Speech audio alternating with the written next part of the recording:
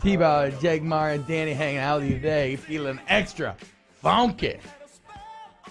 Let's welcome in funkiest man this side of the Mississippi. I'm talking about Mr.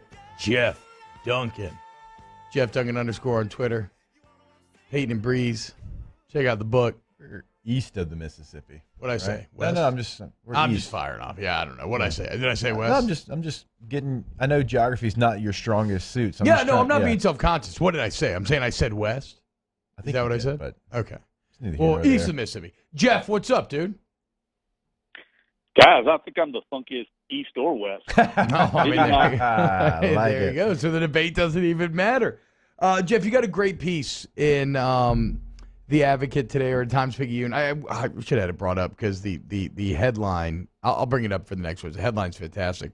But you're basically going into the offense, right? And you've written a book about Peyton and Brees and, you know, the inner workings of this offense as well as anybody who has not been a part of it, like in that locker room, right?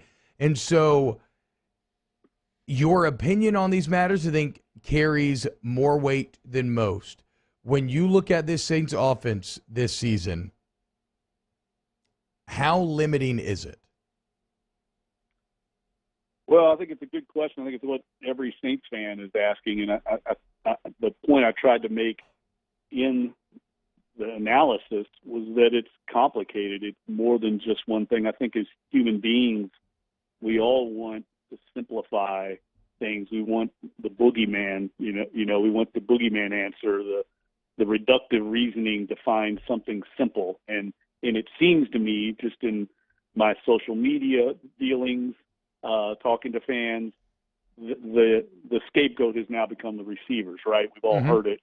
The receivers can't get open. That's the problem. And it's just not that simple. And talking to Sean Payton and some of the other coaches, there's a lot of things going on. But really, I think the overarching point I'm trying to make is this is what happens when you lose a Hall of Fame quarterback.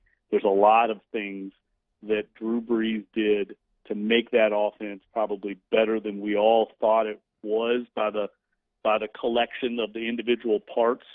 The whole came out a lot better. And when you remove someone with 20 years experience and all of that, track record and game management, everything starts to get exposed. And I think that's what we're seeing play out this year.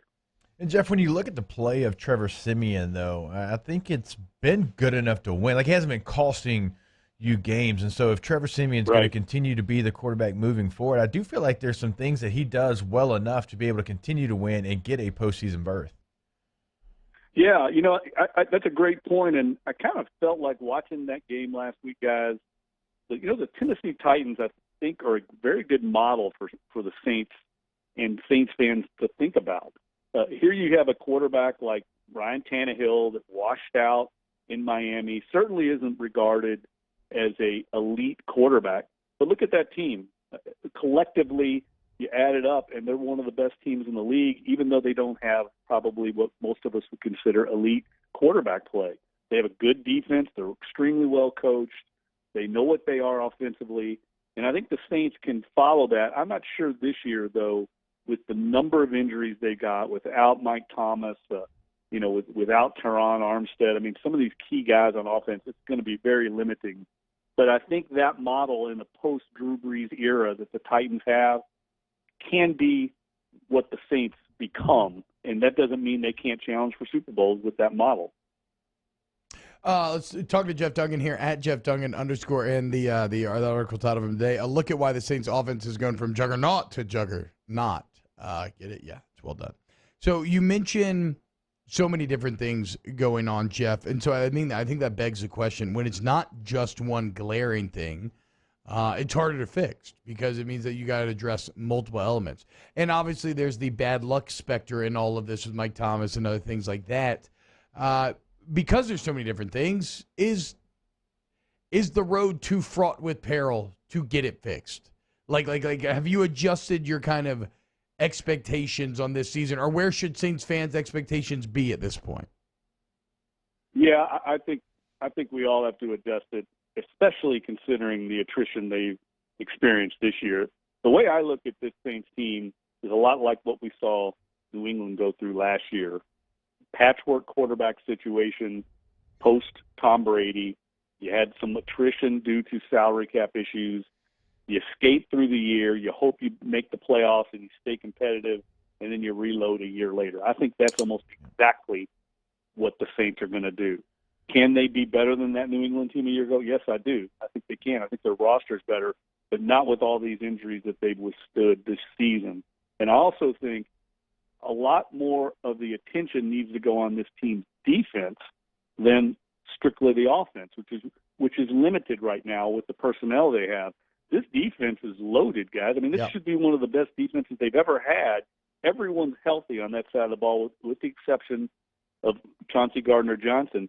They can't afford games like the Falcons game, where they are lackadaisical, lacking focus, and give up 30 points or something to the Falcons. That's where I think more of the focus should be, because if this team is going to reach its potential, the defense is going to have to carry it. That's where the leaders are. That's where most of the pay is on this team. That's where the stars are. They've got to be dominant and carry this team. Well, speaking of injuries, Jeff, obviously we've talked about those throughout the day, and they started to pile up, and some we know are for the season. But what's the latest on the injury report, knowing that you've got some guys that potentially could be coming back sooner rather than later? Well, I think Alvin Kamara is definitely going to play this week. Guys, I think he could have played last week. I think they were being cautious. They would never say this publicly, but I almost felt like it was one of those NBA situations. I'm sure you can appreciate this, where you know you might not win anyway against a certain team, so you want to be 100% for the team you think you can beat. I'm not saying anybody did that with Alvin Kamara, but I think that was some of the thought process. Let's get him back 100% and get this game in Philly, because we cannot afford to lose that game. We might not beat Tennessee on the road with Alvin Kamara, but we darn sure can't lose both those games. So I think that was some of the thinking with Kamara. I think he's going to be back. The tackle situation, I think Ramczyk will play. I don't know about Armstead. He's had a history of missing games, multiple games, unfortunately. Just can't stay healthy. But I think they can win this game anyway if this defense shows up and dominates. This is a very limited offense that's really ground-based. I think Carl Granderson yesterday compared it to playing Air Force or Navy from the college days. That's kind of what it's like, and that plays right into the Saints' defensive strengths. I think they're going to have a much better game plan this week against that rushing attack in Philly, and I expect them to come out with a victory. Speaking of running the ball, or that position at least, Jeff, what has been your view of Mark Ingram returning to this locker room, to this team, and what it's meant both like on and off the field?